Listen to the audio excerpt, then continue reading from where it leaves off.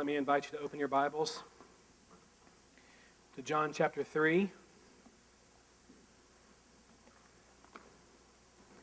This morning we're going to be studying verses 22 through 36 to the end of the chapter.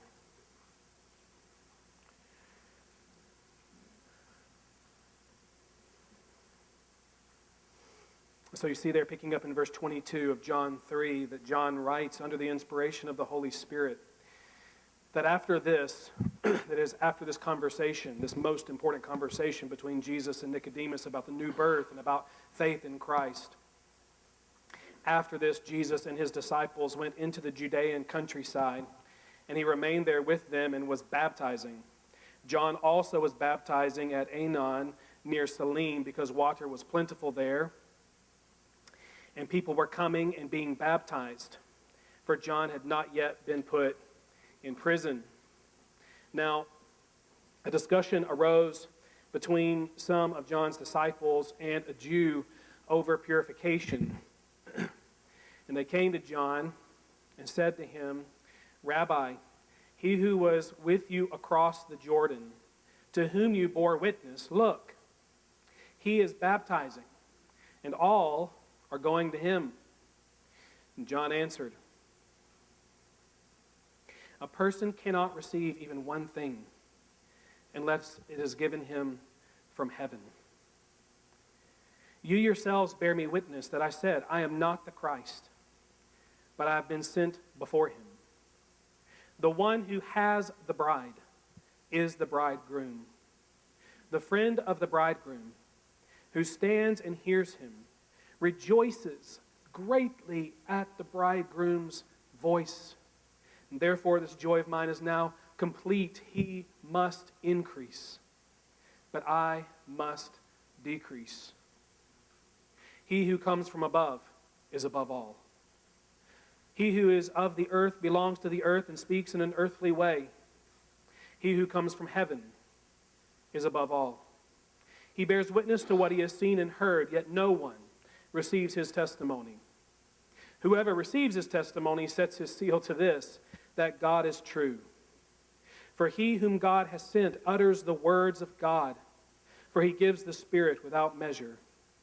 The Father loves the Son and has given all things into his hand. Whoever believes in the Son has eternal life. Whoever does not obey the Son shall not see life, but the wrath of God remains on him." Would you pray with me? Lord, you said just in this text that we cannot receive even one thing unless it's given to us by the grace of heaven. And so please be gracious to us now as we seek to open up your word. May Christ be most highly exalted, and may our hearts be lifted up with a fullness of joy in him. We ask it for his glory and in his name. Amen. Our text this morning is one about essence. You think of salt. If salt loses its saltiness, Jesus says it has lost its essence. It's lost its purpose. It's good for nothing. Or think of life on earth. How essential is that star that sitting 93 million miles away is yet bright enough and big enough and close enough to power life as we know it, right? If that thing goes dark, everything we know dies. And there's a reason that we call things that we cannot do without essentials. But now, as one who has been kindly set aside by you for the privilege of studying Scripture and studying you and studying culture, I just want to tell you that a lot of Christianity today leaves much to be desired as to what is most essential about it, namely Jesus. It's one thing to say Jesus has no place in the world. It's another thing entirely to wonder if he has a place among you and me. That is, whether he has a place in the Christian life, whether he has a place in the Christian ministry, whether he has a place in the churches that bear his name. It seems there is another more serious kind of virus spreading around in our day, what Michael Horton calls Christ-less Christianity. Christ-less Christianity. A Christianity that is no Christianity, at least not in any biblical sense. A Christianity that has lost its essence. Its focus, however, in his name is on what best suits our own glory. It becomes a religion of us. Right? We demote the word for results. We cut preaching for platforming. We throw prayer to the wind because pragmatism can't wait on patience, can't afford that. We smooth over the sharp or the rough edges of the gospel because piercing hearts that way reduces the size of crowds. We draw up church. We use God's word. We alter the message. We go about our lives as we see fit. And if we're not granted that liberty, we pitch a fit because it's all about us instead of Jesus. And so we're willing to cancel out the sun, so to speak. We're willing to be a rival of Christ and the true Christianity that refuses to give Jesus less than the honor of first place. Oh, how he must increase. And oh, how we must then decrease. With that, let's come to our text starting in verse 22. And first consider Jesus increasing. John seems to lay out an occasion of what we might call religious rivalry, at least on one side of a people who are supposed to be on the same team. Jesus and his disciples have left the city for the Judean countryside, and right there, they've begun to baptize people. And John immediately follows that up with, oh, and also John. And presumably his disciples were continuing to baptize those who were continuing to come to him for baptism, despite the testimony that John had borne about Jesus. So it seems we have a kind of turf war going on here, or, maybe better, a kind of water fight. It's about baptism. Okay? And as we go, I think the parenthesis of verse 24 is especially worth noting how John had not yet been put in prison, is what it says. You combine that with the fact that people are still, again, regularly coming to John for baptism, and the picture is of a ministry that is constant, a ministry that is popular, a ministry that is fruitful, and as yet a ministry that is free still from the persecution that will eventually follow it. Everything seems okay.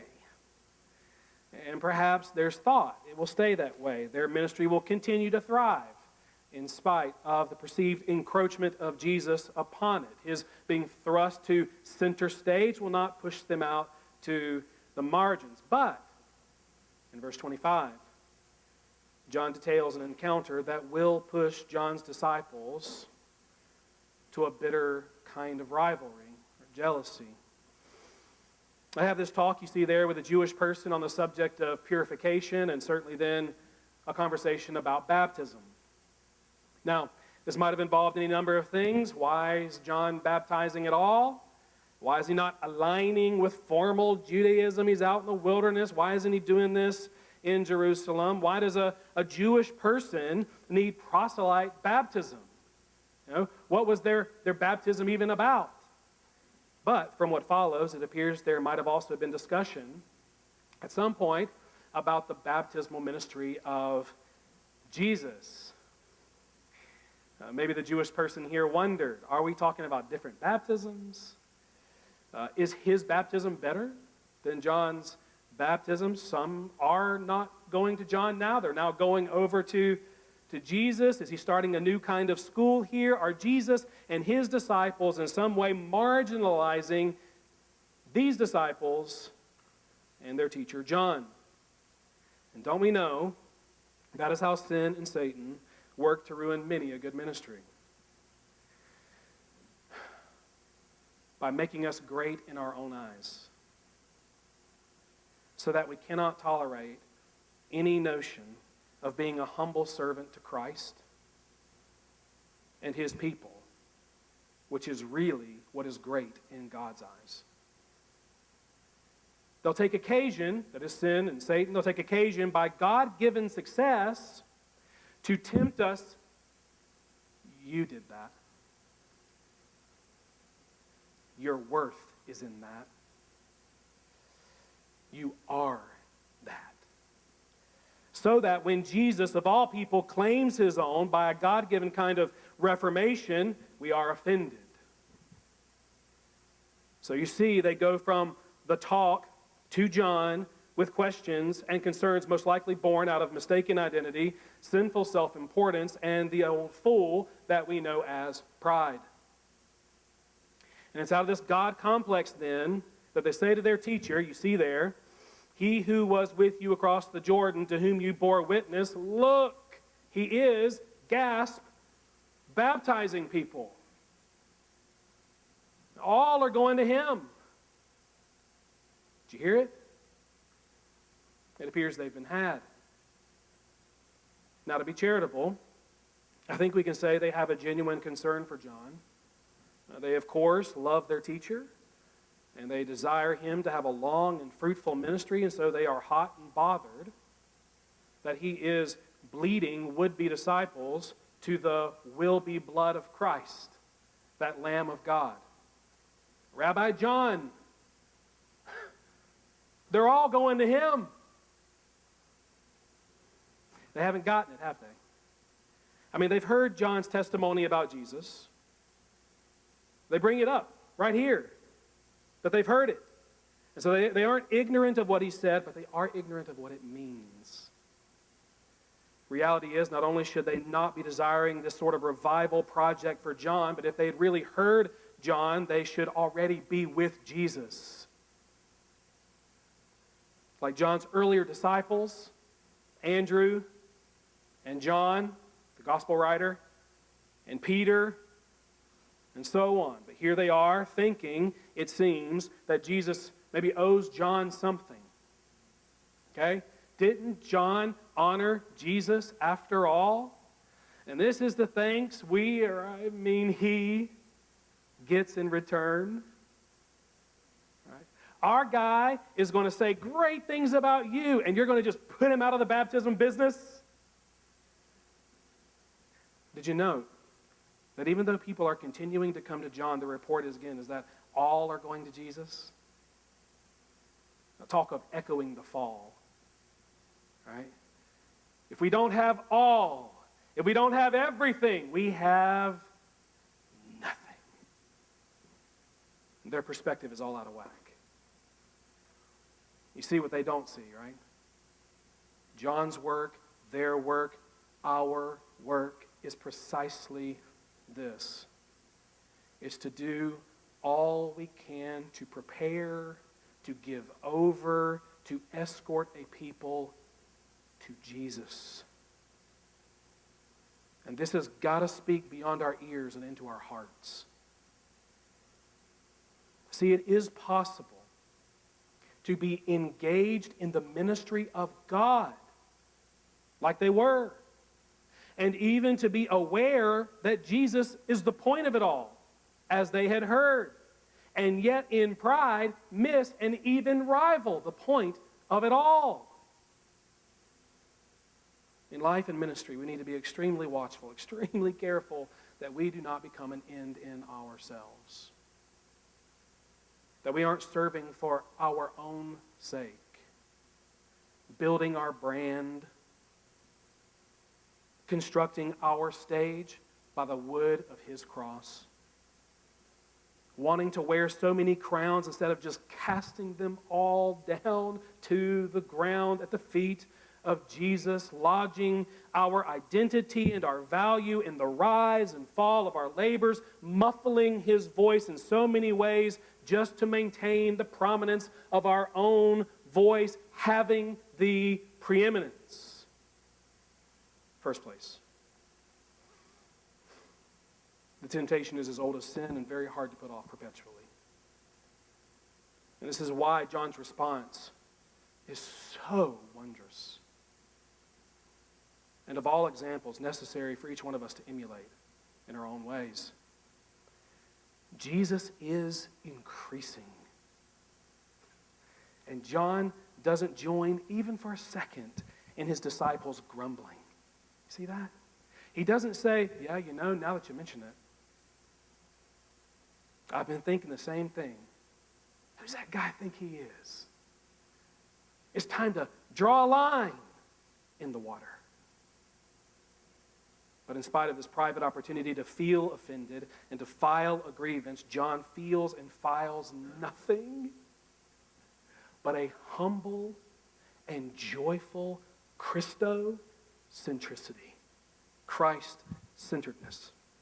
He throws a wet towel on the devil's flames.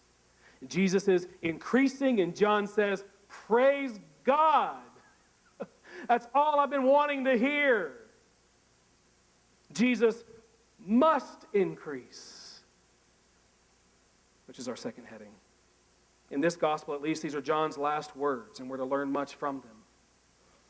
He begins, you see, verse 27, that a person cannot receive even one thing unless it is given him from heaven.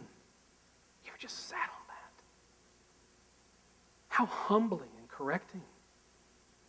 When we're prone to think that we're the architects of our lives, we're prone to think that we're the builders of a particular ministry, that all is the direct result of our greatness. John says, all we are, all we have, all we have done, if it's good, is the unmerited gift of God to us. It's all been received. And if so, then what becomes of our pride? Beloved, it's so wondrous, right? That John takes zero credit for his wildly successful ministry. He understands he's not the hand behind it. He's just the beggarly instrument in that hand. And so he sees every stage of ministry, and every stage in ministry, and every season of ministry, and every repenting soul that came to him as the kind providence of God. Minus sovereign grace, we can bear no good fruit. None. Not even one. So I'm reminded of an old poet-preacher named George Herbert. He'd be about the work of ministry, and his folks would tell him, oh, George, you're just the best. He'd tell him how well he was doing, how great and fruitful he was, such a great preacher. Your sermons are so good, George. And this is how he would reply. He told them, it's all less than the least of Christ's mercies. Man, all less than the least of Christ's mercies. Or I think of Paul, who said he worked harder than all the other apostles, and he was most fruitful among them, only to qualify it. It was not him, but the grace of God that was with him. And so, brother, sister, why, might I ask, are you even inclined to the Christian sword of ministry in the first place? A perilous thing. A perilous thing. Fraught with hardships. Replete with tears as well as wonders. Is it not because God gave you a new heart? Is it not because he caused you to be born again? Is it not because he gave you love for Christ? And do you want to know how to know if you've really internalized this? It stings a bit, but I'll go ahead and ask it. Do you pray?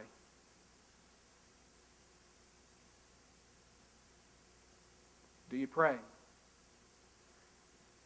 Or do you just charge into your day as if you were able to receive even one thing apart from the grace of heaven. Are we God's beloved beggars? Are we universally dependent upon him? Well, John's point here is to teach his disciples the lesson of Job's life for their ministry. The Lord gives, and the Lord takes away. Blessed be the name of the Lord. We are entirely beholden to heaven's will for all things. But now he continues that he is not the Christ. And this is vital for us to file away in our hearts. That his disciples, that John's disciples, are disturbed by Christ tells us that while this should be obvious, it's not always so. That we are not the Christ. It's not always so when we're doing ministry or asking of ministers the very attributes and abilities of God. The God-man, all-powerful, all-knowing, all-competent, all-gracious, all-present, all things, to all souls, all the time. Nor is it always so obvious when rather than asking or demanding deity, we still yet deify. We live in a culture that idolizes celebrities, right? And that culture has seeped into what the church should be. It's seeped into what the church's gospel culture should be, where Christ alone is king. But instead, we often find these rock star pastors. We have preacher worship and personality cults and substitute Christ, and men and women more than happy to accept that and cultivate it. But John, for his own part, when seriously asked whether or not he was the Christ, replied, I am not. That's amazing. I'm not. He flat refused the notion that Jesus may have his glory. I have my role from God.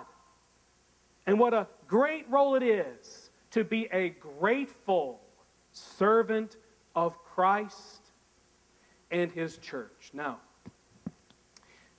John did have a unique office as the forerunner of Christ, no doubt. But all the more reason, as our ministry is more typical, to keep a right estimate of ourselves. John keeps a right estimate of himself. And I wouldn't be surprised if he was greatly helped in this regard by the parable that he leaves to us in verse 29. If you look there, he tells his disciples this. He says, listen, guys, the one who has the bride,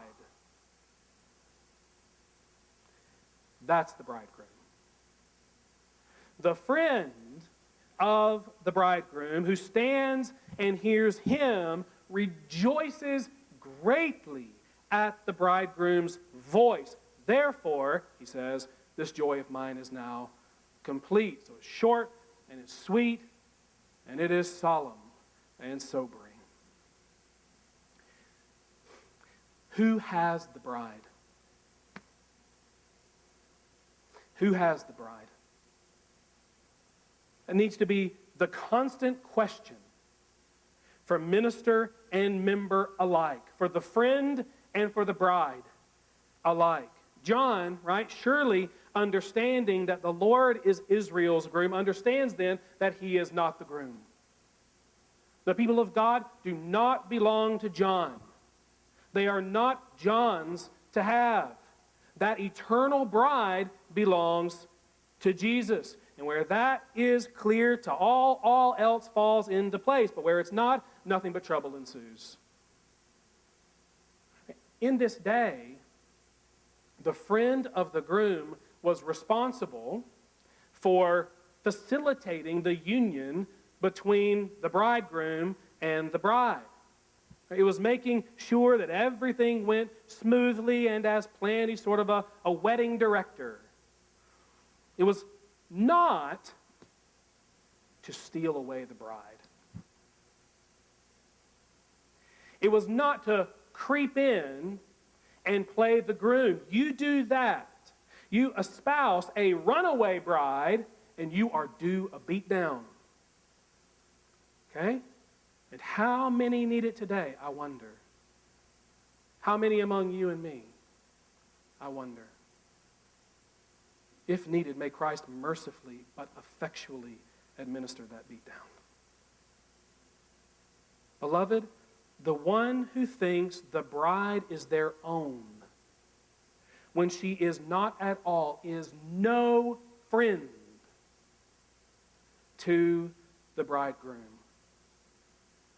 The friend of Christ rejoices greatly at the sound of his voice because he loves him and he loves the bride, just in a way that only desires the consummation of their forever union.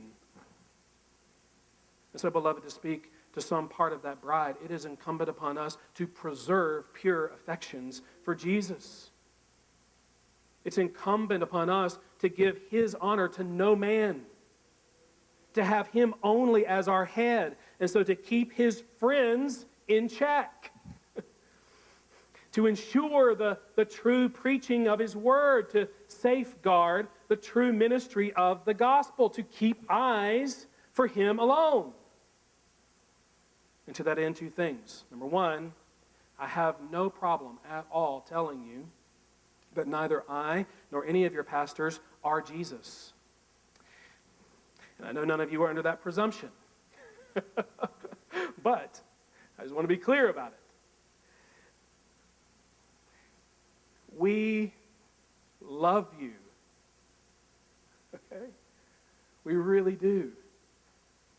We love you and want nothing but God's best for you.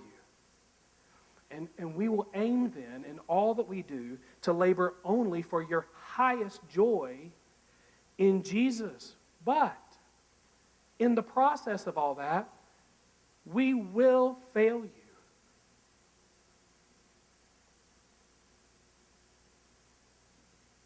We will not always get it right. We will be imperfect. We will drop the ball. We will sin against you. We are not Jesus. We're not the chief shepherd. We too are sheep in need of him. We are not the bridegroom. We too are a little piece of his bride. We're not the one who has loved us and given himself up for us on the cross that we might be eternally saved from our sins and for the glory of God. At our best, we are just the friend. We're the ones trying to facilitate your love for him above all. Trying, as one put it, to conduct the sacred marriage as guardians of his spouse. Which brings me to that second thing. And it's that truest mark of the friend, a true minister of Jesus. He rejoices supremely in the voice of Jesus. And in this, John's humility shines all the brighter. Why? Who is John? Who is he? I am the voice. That's who John is. He's the voice of one crying out in the wilderness, prepare the way of the Lord. But he refuses to take more joy in his voice than in the voice of Christ. His great voice is still just a servant voice. It's meant only to magnify God's word about Jesus. That's it. The friend stands in the pulpit or whatever, and he puts down the soapbox to preach the scriptures. The friend refuses to preach himself. The friend repulses to elevate himself above the Word of God. The friend recoils to stand over it and then pick and choose his spots that may make him look good, may make him seem competent, may make him appear to be something that he's not, but only finally reveals him to be no lover of Christ or church. The friend does what he can to be faithful to the bridegroom's voice, even if it means the end of his ministry. He just wants Christ to increase. To bring it back to John, then, I love this. As he looks upon the scene of ministry and sees Christ increasing, he sees all his joy. Isn't that the way it should be? You look out there, see Jesus increasing amongst the flock, and you are fully happy. Okay. Even the brightest candle appreciates most of all the dawning of the sun. Its purpose in the night is achieved. That baton is passed. It'd be silly, wouldn't it, for a candle to desire its light over the noonday? Though sadly, I fear many churches exist under such silliness and the relative darkness that follows. And to be sure, John's disciples, we're seeing it right here in the text, John's disciples might have gone that route if John hadn't taught them the great lesson. He must increase, but I. Amazing words. So supernatural. I must decrease. That's against everything we want to do. But that is the balance beam of joy in the Christian life and ministry. It's essential. Less me, more Jesus. Please and thank you. You ever thought that your joy in Christ is not about you or me being made much of, but about you and me making much of Jesus? Wow. Again, how necessary. Beloved, whether we're about our increase or Christ's, will direct the sort of life and ministry we lead. If it's all about us, Christ will be our rival. We will live to please man, not God. We will avoid pain instead of welcoming it for his sake. We will crater on convictions when we're confronted about them. But if we're really all about Christ's increase, how freeing and how mobilizing when chains and decapitation call on Christ's account as they will for John. Or even if it's not the loss of our heads, but just the loss of our popularity, or the loss of our reputation, or the loss of just some piece of the church growth pie. Will we then rejoice greatly so long as Jesus is increasing? Beloved, as one said, it takes more grace than I can tell to play the second fiddle well. John had a generous amount of this rare grace. And he had it from start to finish. So important. One noted that, quote, despite his success, he was the same man at the end of his ministry as he was at the beginning. Always all about the glory of Jesus and the bride's joy in Jesus. And so another said this, he says, happy is that church whose ministers are as steady and as bold and as constant to one thing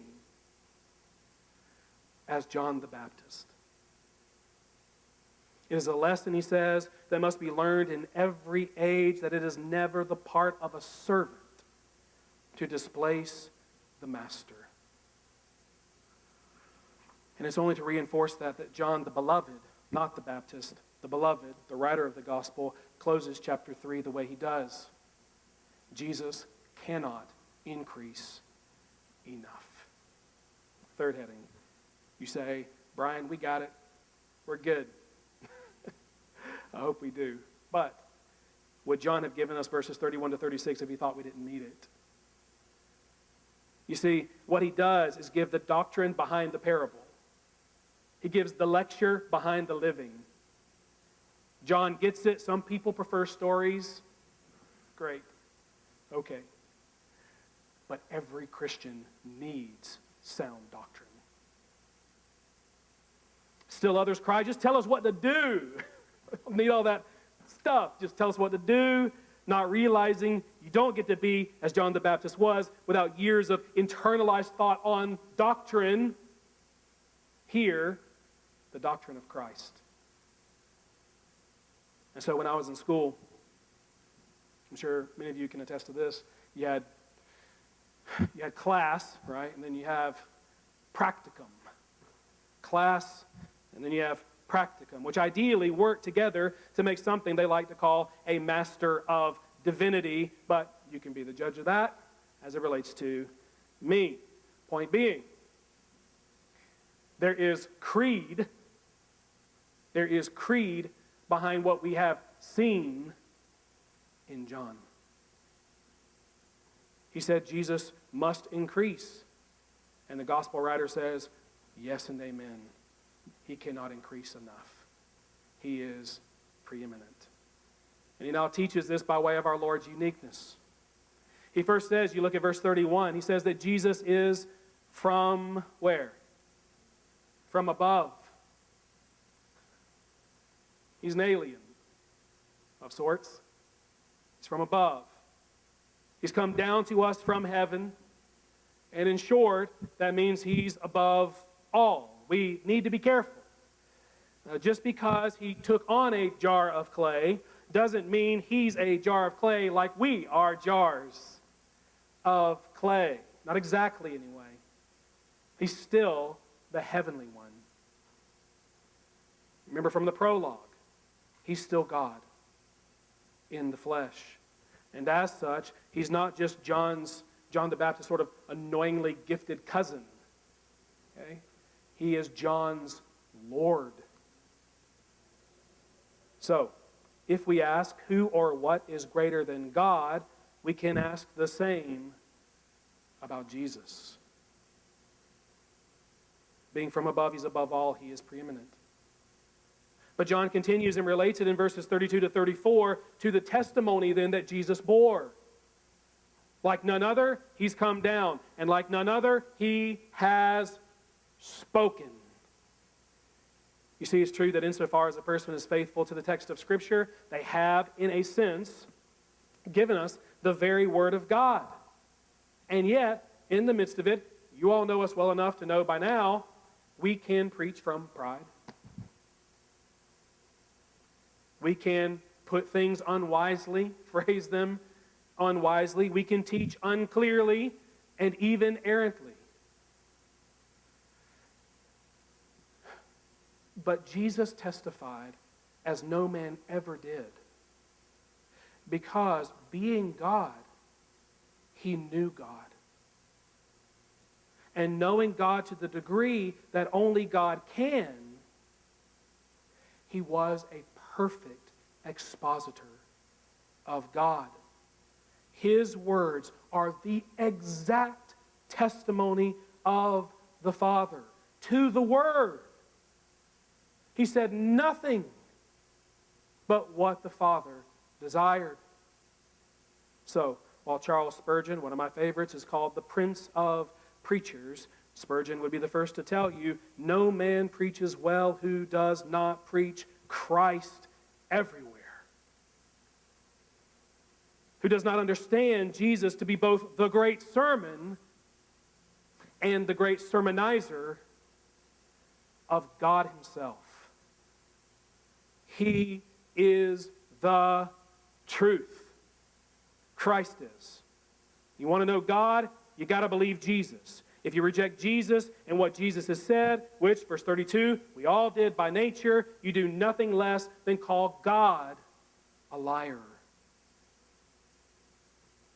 And so, Jesus is the Lord of heaven. And as we've seen already in John's gospel, he is the Word of God. He's the one that angels worship above and through whom God is manifest to man below. But his glory is greater still. It's with him and him alone that man, sinful man, can be raised up to heaven. You see, verse 35, how the Father loves the Son as his own self, and how in that love there is an infinite degree of trust.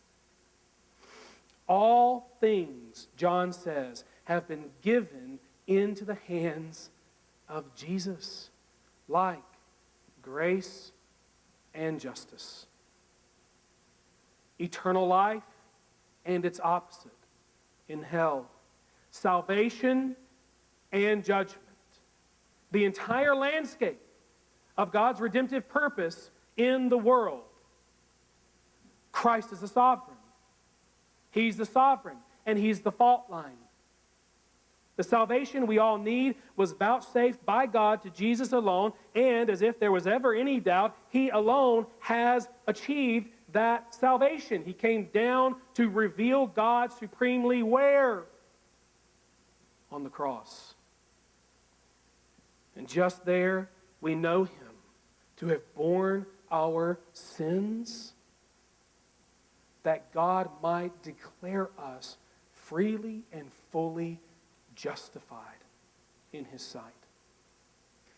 Amazing. If ever you will be justified, friend, it will be by the mercy of Christ. That's it. That it's in his hand means that that is in no one else's hand. No one else can let you in to God. You can't pry his hand open. But the good news, the gospel, is that you don't have to. It's open already to anyone who believes in him. And you must believe in him. You absolutely must believe in him, or you will have nothing. What does he say? Nothing but the wrath of God.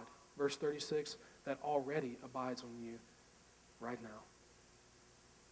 You need to understand that you are in unspeakable peril this very moment. But you don't have to be. Jesus is the Lord of heaven. Jesus is the Word of God. Jesus is the sovereign of salvation. He came down to reveal the grace of God to you. And so it is. And I pray then that you'll just turn from your unbelief, that you'll turn from your disobedience to God, and you will believe in this glorious Jesus. You believe in this preeminent Christ who did nothing by it except give himself over to your judgment, just that you might be saved through him. Beloved, in all this, the point is only we must decrease and Jesus must increase. Is Jesus increasing with you? Is Jesus increasing with us? If so, it will not be by just closing our eyes and wishing upon a star and just shouting at ourselves, be less, be less, be less. That's not how it's going to happen. It'll be by realizing that we neither are nor can do one thing pleasing to God apart from Jesus, as he himself will say in a couple years in John 15.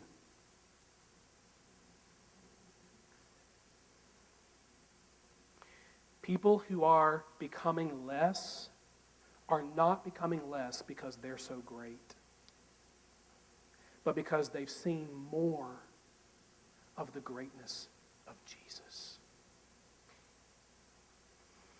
He will increase in our conduct and in our conversation and in our preaching and in our gathering and in our life and in our ministry, not because we are so competent for this, but when we realize we are not at all. When we realize we need Him, who is all we need. We are so slow, rightly so, to dispense of things that we perceive to be indispensable. What we determine to be essential. And my hope this morning is that we rediscover that determination every day about Jesus. It's that John's tribe may increase here, who are joyfully decreasing, that Jesus may have His due in greater glory. Let's pray together. Lord, I thank You so much for Your word. I thank You for how it challenges us. I pray that You Yourself would now go beyond the mere words of a man, a sinner, one who looks to You for everything, or at least needs to. I just pray that You would go farther and that You would push Your word into the hearts of everyone here. Please cause the lost to be found and the found to be built up. May we all go out the doors this morning with a greater understanding of Christ, a greater sight of Him, a greater joy in Him, a greater resolve to become less, if only You might become everything. We ask it in Your name. Amen.